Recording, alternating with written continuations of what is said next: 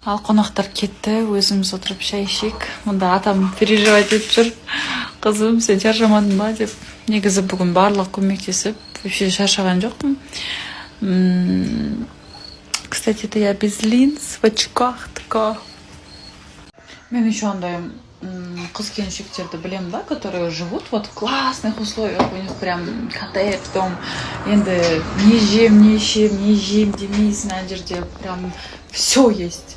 Но ата-енесі постоянно недовольны сол келінмен бар ғой. Типа ана келін таң азанда тұрып бәрін істеп жатады, бірақ енесі недовольны, енесі жақсы көрмейді, атасы сөзін сөйлемейді. Бірақ үйлері күшті, зәулім үйде тұрады, бәрі бар. Мына жерде бақыт жоқ қой. Оны не істейсің? Не істейсің оны? Ана кафельде тұрып жейсің ба, стиральный машинаны тамаққа салып жейсің ба, не істейсің? Вообще бар ғой.